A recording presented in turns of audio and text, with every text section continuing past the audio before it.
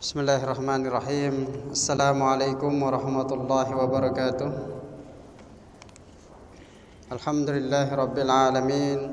Wassalatu wassalamu ala asyrafil mursalin Sayyidina Muhammadin wa ala alihi wa sahbihi ajma'in.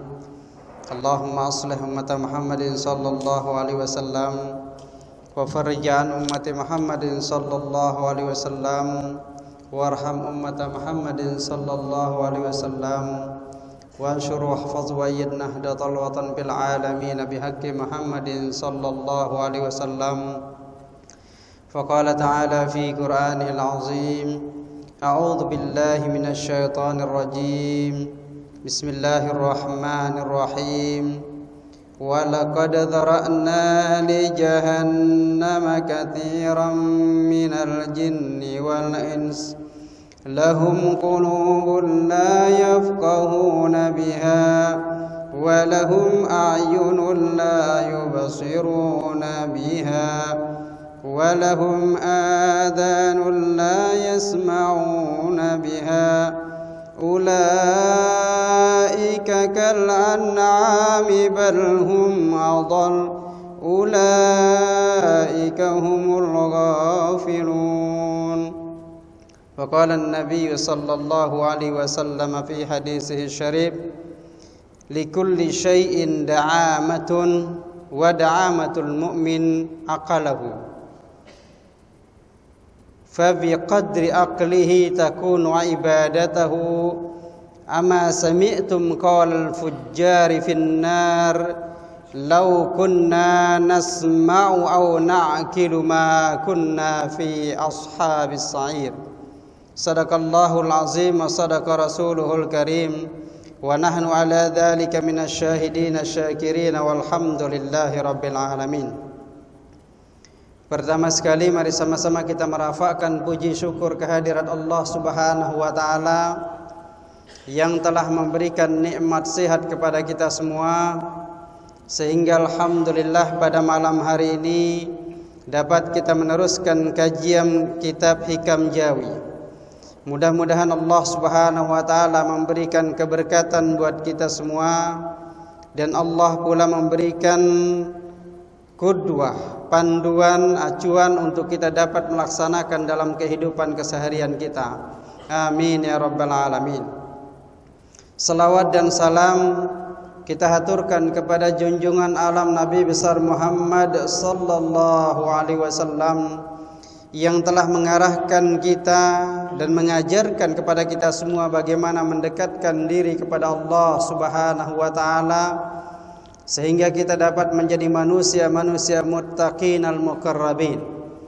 Berharap mudah-mudahan Allah Subhanahu wa taala mempertemukan kita dengan baginda Rasulullah sallallahu alaihi wasallam dan juga keluarga beliau, para sahabat dan orang-orang soleh lainnya di kemudian hari. Amin ya rabbal alamin. Qiraatul Fatihah khassatan li Syekh Tajuddin Ibn Athaillah Sakandari muallif hadzal kitab Al-Fatihah. A'udzu billahi minasyaitonir rajim. Bismillahirrahmanirrahim. Alhamdulillahi rabbil alamin arrahmanir rahim maliki yaumiddin. Iyyaka na'budu wa iyyaka nasta'in ihdinas siratal mustaqim siratal ladzina an'amta 'alaihim ghairil maghdubi 'alaihim waladdallin. Bismillahirrahmanirrahim. Qala Syekh Tajuddin Ibn Athaillah Sakandari fi kitabih Kaifa yashruku qalbun suwarul akwani muntabi'atun fi mir'atihi am kaifa yarhulu ila Allahi wa huwa mukabbalun bi syahawatihi am kaifa yatma'u an yadkhula hadratallahi ta'ala wa huwa lam yatatahhar min janabati ghafalatihi am kaifa yarju ayyabhama daqa'iqal asrari wa hum lam yatub min hafwatihi.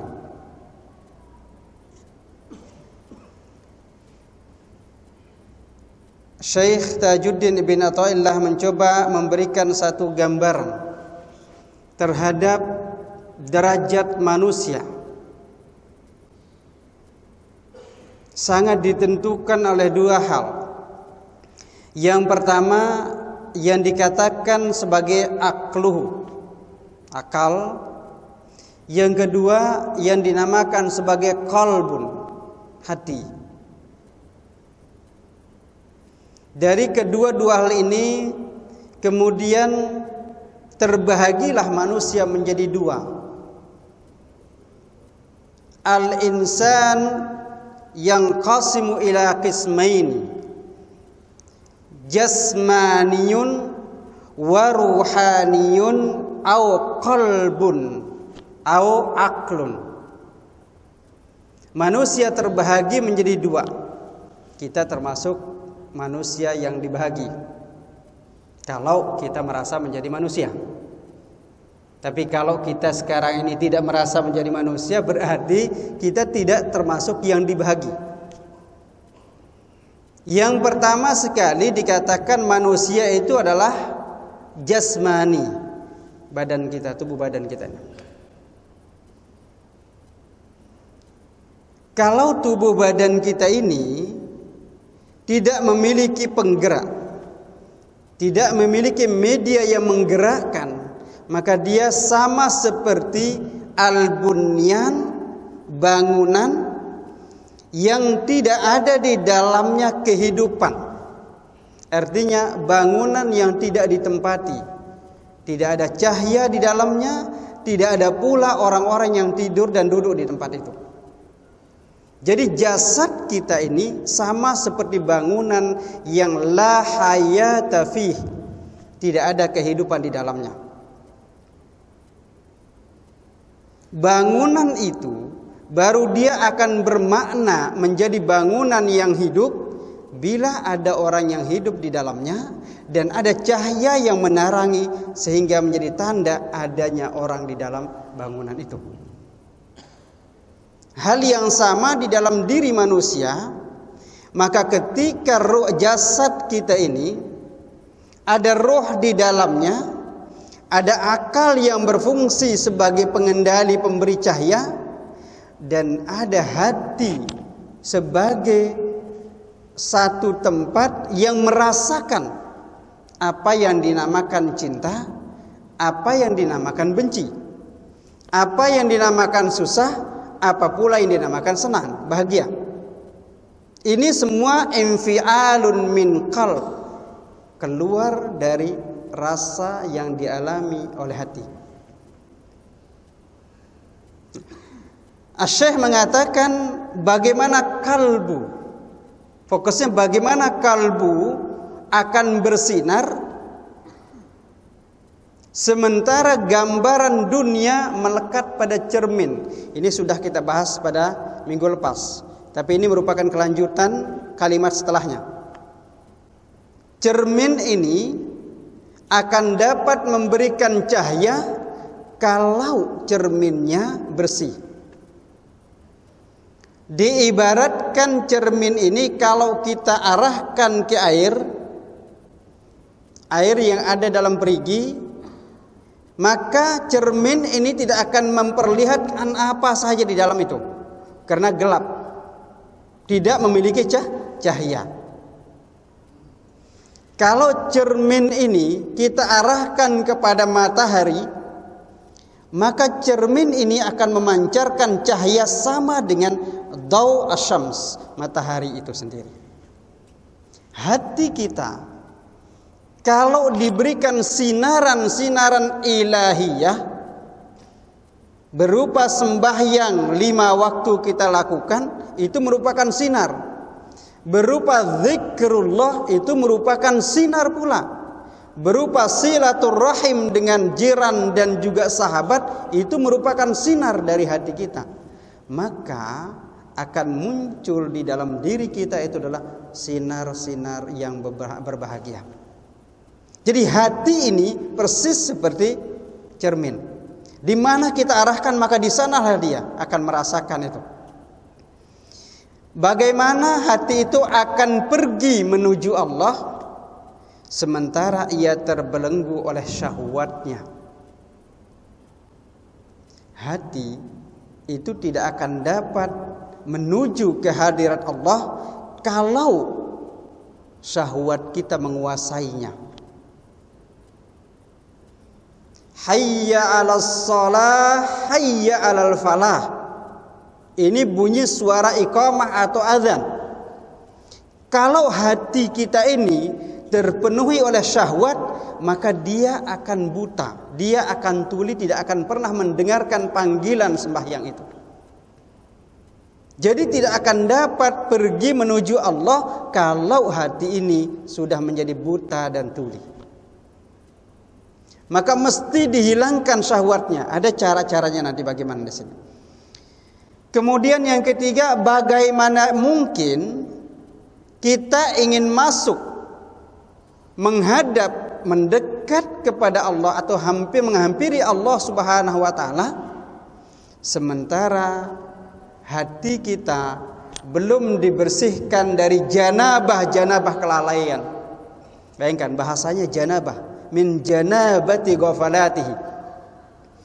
Jadi kelalaian manusia itu lalai dari ingat Allah, lalai dari baca Al-Quran, lalai dari sembahyang, lalai dari berzikir, lalai dari bersilaturahim, lalai dalam memuliakan tetamu, lalai dalam segala hal kebajikan. Itu merupakan diibaratkan sebagai janabah. Coba lihat, janabah itu maknanya orang yang tidak dapat melakukan apa saja dalam ibadah karena dia ada junub, masih ada, dia belum bersih di dalam dirinya. Memegang Quran, la yamassuhu illal mutahharun. Kita tidak dibenarkan memegang Al-Quran dalam keadaan tidak suci. Maka orang yang lalai di dalam segala aktiviti kebaikan, maka dinamakan orang ini adalah janabah yang tidak akan dapat menghampiri Allah Subhanahu wa taala. Kemudian bagaimana mungkin kita akan berharap dapat memahami berbagai rahasia Allah. Allah telah membuka rahasianya kepada kita semua. Kita tidak akan dapat memahaminya sementara ia belum bertaubat dari kekeliruannya. Jadi orang yang dapat memahami rahasia Allah, contohnya Allah berikan musibah berupa tanahnya rusak. Bagi orang yang sudah memahami, maka dia akan kembali bertaubat kepada Allah. Ini merupakan satu teguran dari Allah Subhanahu wa taala. Bagi orang yang buta mata hatinya, tuli pula telinganya, maka dia tidak akan dapat memahami segala i'tibar yang Allah berikan. Dengan beragam musibah yang ada, dia merasa bahwa musibah ini tidak ada masalah. Dia anggap musibah ini datang sebagai sunnatullah, tanpa ada proses Allah memberikan ujian dan cobaan serta teguran kepada yang melakukan perbuatan salah itu. Nah, kalau hal-hal ini kita lakukan, maka yang paling perlu dilihat adalah bagaimana akal. Ini hubung kaitnya dengan akal dan qalb.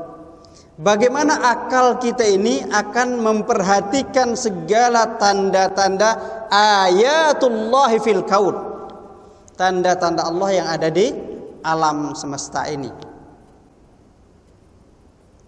Ketika Allah memberikan hujan, kita merasa nyaman. Tetapi kalau hujannya basar terus, akhirnya air menjadi basar, terjadilah faidon, banjir, apa yang kita rasakan? Kekeliruan siapa itu? Itu adalah kekeliruan kita yang tidak sadar. Allah telah memberikan ujian dan teguran kepada kita. Alhamdulillah, negara Brunei Darussalam selamat dari itu semua. Alhamdulillah. Kenapa? Karena kesadaran kita masih terus berkoneksi dengan Allah Subhanahu wa taala. Tapi jangan pula merasa terus aman. Ketika kita merasakan diri kita sudah aman dari segala macam ujian, itulah ujian. Di saat kita merasakan tidak ada gangguan, itulah gangguan. Ingat, ketika keemasan Islam zaman Harun ar-Rasyid pada Khalifah Abbasiyah, apa yang terjadi? Keemasan kejayaan Islam sudah begitu luar biasanya. Akhirnya setelah Harun ar-Rasyid, kemudian mulailah semua orang Islam merasa bangga terhadap kebaikan yang ada, merasa puas terhadap semua apa yang dia rasakan yang Allah berikan. Tapi dia lupa bahwa idza tamma syai'an zahara nuqsanu. Kalau sesuatu sudah sempurna, ingat akan tampaklah kekurangannya. Akan tampaklah kekurangannya kalau sesuatu sudah sempurna. Maka kaitkan dengan akal. Akal ini fungsinya adalah mencoba memahami ayat-ayat Allah fil kaun. Dengan apa? Dengan kemampuan ilmu pengetahuan. Jadi akal ini difungsikan Allah, diberikan Allah untuk memahami apa yang dipahami, apa saja yang Allah berikan melalui ayatnya. Nah, bagaimana kita dapat paham kalau tidak memiliki ilmu?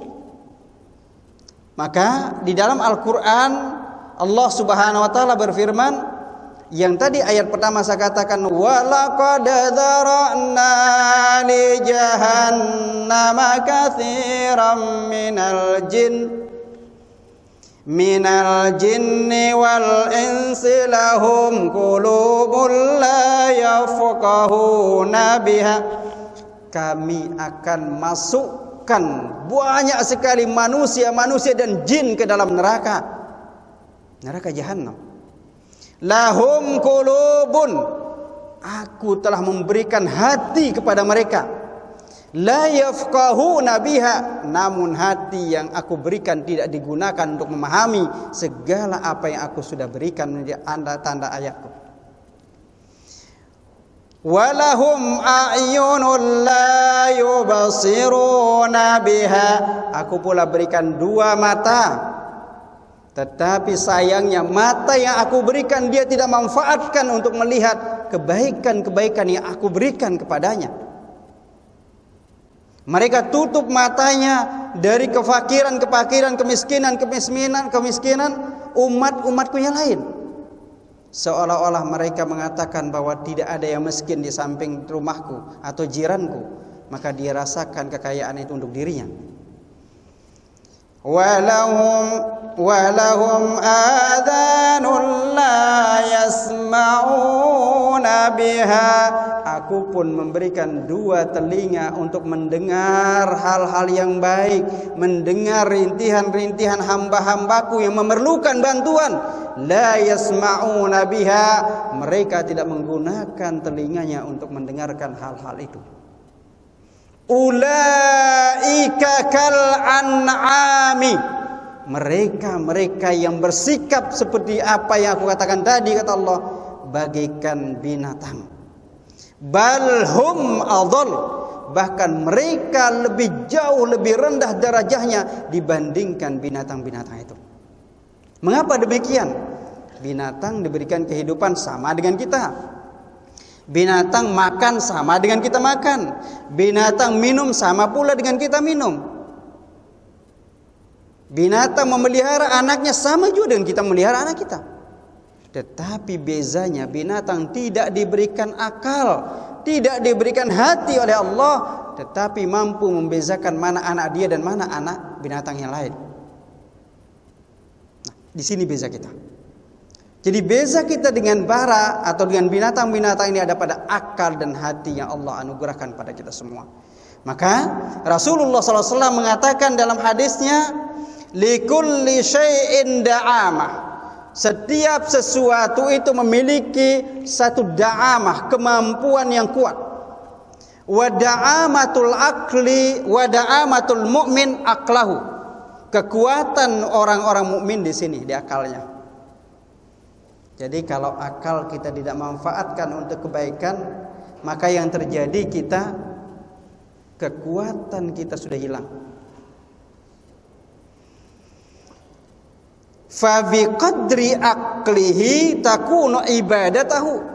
Ingat, ibadah itu sangat-sangat erat kaitannya dengan kemampuan akal kita. Gimana dapat ada hubung kaitnya akal dengan ibadah? Akal ini akan mencari kebenaran dalil, kebenaran hujah, kebenaran apa yang diperolehi oleh ibadah. Contohnya, ketika kita ingin ibadah, akal kita akan melihat sembahyang yang kita lakukan secara berseorangan, maka 1 pahalanya. Ya. Kalau kita lakukan sembahyang berjamaah, maka 27. Akal kita berpikir, aina ayyuhuma akhtar, kata akal kita, aku akan pilih ibadah yang mana, berseorangankah atau berjamaah. Orang yang punya akal, ini maksudnya, orang yang memiliki akal, maka dia akan memilih ibadah sholat jamaah dibandingkan seorangan. Kalau kita masih melakukan sembahyang seorangan, padahal kita mampu melakukan jamaatan, berarti akal kita kurang. Itu contoh 1. Contoh kedua, ketika kita memiliki, Allah anugerahi kepada kita rizki yang kita makan, inilah rizki kita. Yang masih kita taruh ini bukan rizki kita. Yang sudah masuk ke dalam mulut kita dan masuk ke dalam perut kita, inilah dia hakikat rezeki yang Allah berikan itu.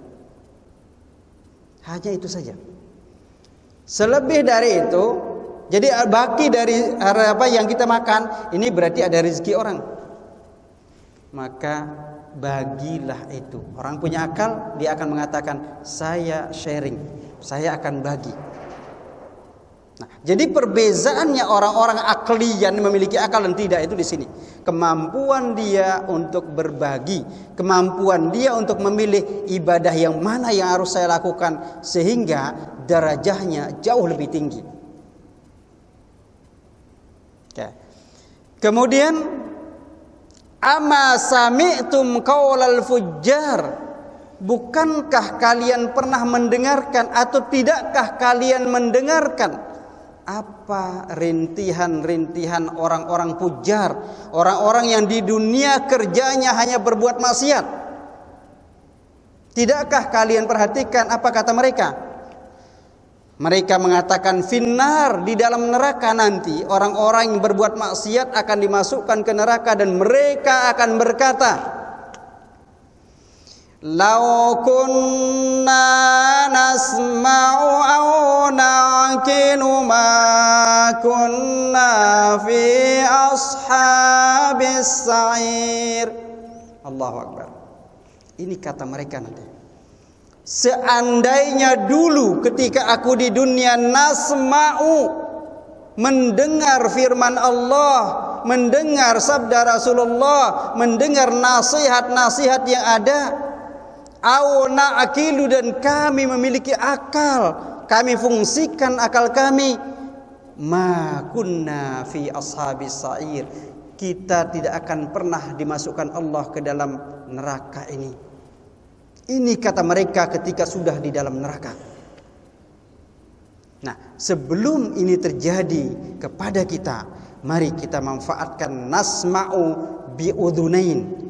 Kita mendengarkan dengan 2 telinga kita yang baik-baik. Wa nanzuru bi'ainina, mari kita melihat yang baik-baik dengan mata kita.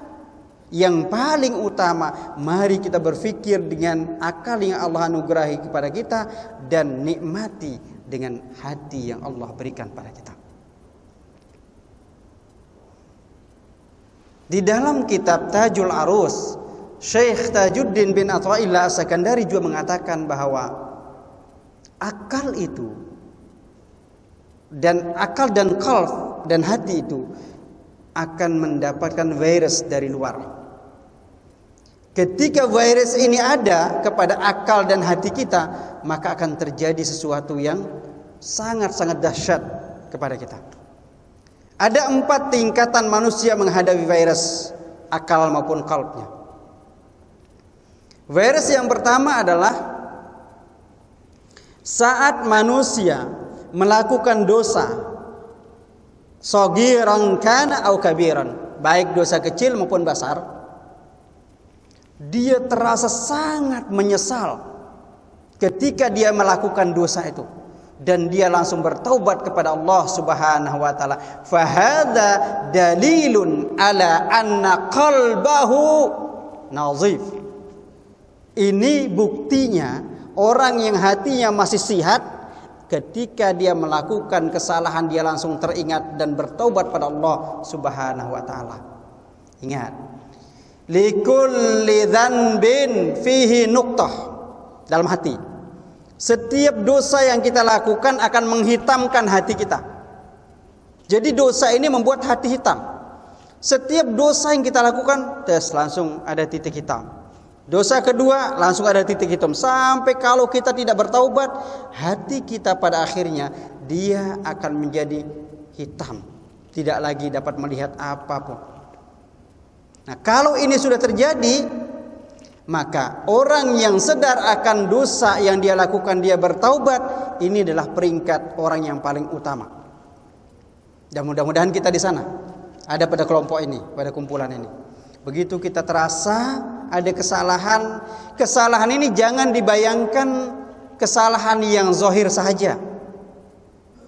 Zahir mudah kita pahami, ya. Contohnya, misalkan walaupun kita tidak melakukan, saya mencuri, mudah kita pahami, ini dosa. Tapi yang batin, hasad, dengki kepada orang lain, ini payah. Nah, dosa ini tidak bermakna hanya yang zahir saja, zahiran wa batinan. Jadi ketika terasa, kalau tidak silap, saya pernah memberikan gambaran dosa. Apa itu dosa?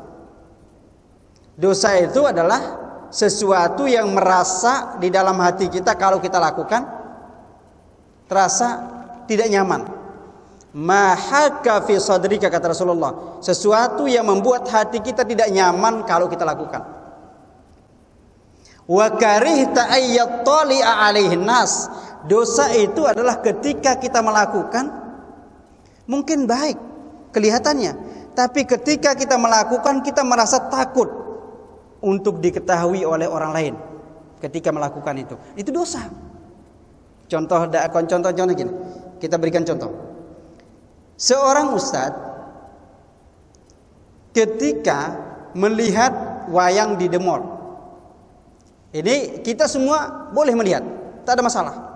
Tapi ketika seorang ustadz pergi ke the mall ingin melihat wayang, kemudian dia merasa bahwa nanti ada muridnya, ada jemaahnya akan melihat, dia merasa khawatir. Itu dosa bagi ustadz itu. Bagi ustadz itu dosa. Demikian pula bagi kita, kalau kita takut, khawatir dilihat orang dalam melakukan perbuatan itu adalah dosa. Jadi mudah. Mahaka fi sadrika wa karihta ayyattali'a 'alaihin nas. Tapi ini hubung kaitnya dengan dosa sosial. Kalau dosa yang hubung kaitnya dengan Allah, itu sudah jelas. As-sab'ul mubiqat. Ada 7 dosa besar. Dan banyak sekali dosa-dosa kecil lainnya. Jadi orang-orang ahli neraka itu mengatakan, lau kunna nasma'u aw na'kilu ma kunna fi ashabis sa'ir. Yang pertama. Yang kedua, yang dinamakan virus hati itu adalah ada orang yang melakukan dosa, dia merasakan biasa saja. Dia merasa perbuatan dosa yang dia lakukan biasa saja. Kalau ini terjadi pada diri kita, berarti hati kita marid, sakit. Karena kita merasa dosa itu adalah hal yang biasa. Berbohong, dosa kan? Dosa. Tapi kita anggap biasa. Apalagi dosa-dosa yang biasa kita lakukan. Itu kemudian kalau itu kita anggap terbiasa atau biasa melakukan itu, berarti ini hati kita sedang sakit. Ada nuktah di dalamnya, ada hitam di dalam hati kita. Yang ketiga, virus orang itu adalah ketika melakukan dosa, dia seronok dengan dosa itu. Dia melakukan dosa, dia seronok. Sekarang contohnya, sekarang lagi ngetren, lagi banyak ini information tentang LGBT. Saya selalu katakan LGBT. Jadi lesbi, gay, bisex dan transgender, transseksual, bukan transgender, transseksual. Mereka orang-orang para pendukung dari LGBT mengatakan, itu biasa. Hubungan lelaki dengan lelaki biasa, bukan dosa. Hubungan perempuan dan perempuan biasa, bukan dosa.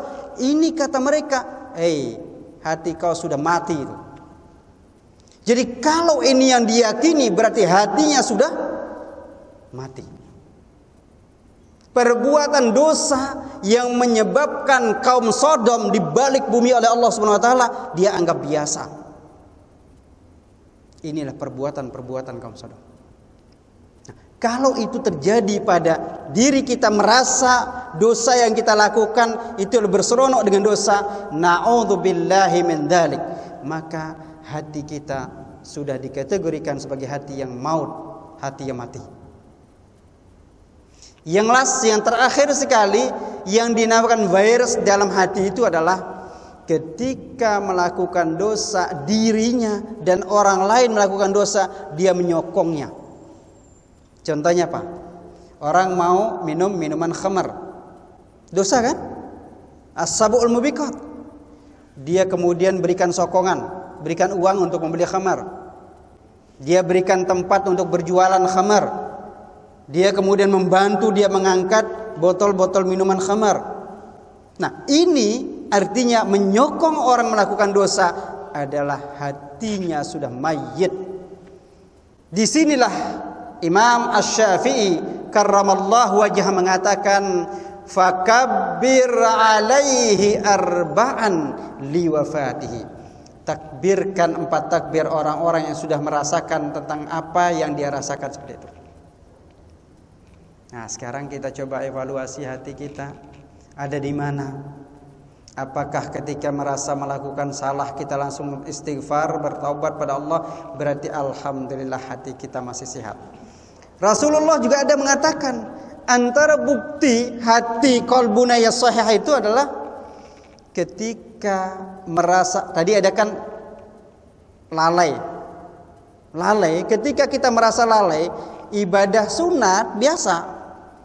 Contohnya kita sembahyang malam, sentiasa kita lakukan sembahyang malam.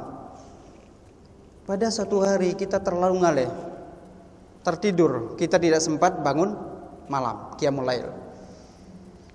Kalau hati kita merasa gelisah, merasa tidak nyaman karena kita terlampaui tidak sembahyang malam, hati kita sehat. Tetapi kalau kita merasa bahwa tidak ada masalah dengan tidak dilakukannya sembahyang malam, padahal itu terbiasa kita lakukan, berarti hati kita sakit. Segeralah bertaubat pada Allah Subhanahu wa taala kalau itu terjadi pada diri kita. Nah, kemudian Rasulullah SAW mengatakan dalam hadisnya terkait dengan hati itu, wabil qalbi nash'uru bil hubbi, dengan hati kita merasa bahagia. Wabil qalbi nash'uru bil karahiyah, dengan merasa bahagia kalau apa yang kita cita-citakan sesuai dengan apa yang terjadi, maka bahagia kita. Yang merasa apa? Hati. Tapi informasinya dari mana? Dari akal. Jadi antara akal dan hati memiliki koneksitas yang kuat. Artinya ketika akal memperoleh ilmu, maka hati mesti menjalankan ilmu itu. Jangan sampai akal kita sudah memberikan atau men-saving memiliki ilmu, kemudian kita biarkan ada pada akal saja, tidak aplikatif, tidak dilakukan di dalam kehidupan kita. Kalau ini terjadi, berarti ada persoalan di dalam diri kita. Ilmu yang sudah ada kita tidak mau atau lupa mengamalkannya. Mengamalkan itu akan terasa di dalam hati kita. Contoh tadi sembahyang, ketika Azan mengatakan sudah manggil kita, segera kita sembahyang, berarti itu adalah pengamalan ilmu yang sudah ada tersaving dalam akal kita, masuk ke dalam hati kita. Maka hati ini merupakan infial sebagai bukti terhadap keimanan yang kita miliki. Nah, jadi mudah-mudahan hati kita ini Allah Subhanahu wa taala memberikan kesembuhan, kesehatan, dan kita menjadi hamba Allah yang senantiasa berada dalam ridhonya. Amin ya rabbal alamin. A'udzubillahi minasyaitonir rajim. Bismillahirrahmanirrahim. Alhamdulillahirabbil alamin hamdan yuwafi ni'amahu wa yukafi'u mazidah. Allahumma ya rahman ya rahim, irhamna wasturna wansurna wahdina wa'afina wa'fu anna ya karim ya karim ya karim ya rabbal alamin. Allahumma ya Allah ya Tuhan kami, jadikanlah hati kami menjadi hati yang Engkau ridhoi ya Allah, hati yang dapat merasakan bernikmatan dalam beribadah ya Allah, hati yang dapat merasakan kenikmatan beribadah kepadamu ya Rabbal Alamin. Ya Allah, berikanlah kami kesehatan dalam badan maupun hati kami, kuatkanlah kami dalam beribadah kepadamu, satukanlah kami dalam keadaan ikhwan, dalam keadaan sentiasa berada dalam ridhamu ya arhamar rahimin. Wassallallahu ala sayyidina Muhammadin wa ala alihi wa sahbihi wasallam. Subhana rabbika rabbil izzati amma yasifun wa salamun alal mursalin walhamdulillahi rabbil alamin. Assalamu alaikum warahmatullahi wabarakatuh.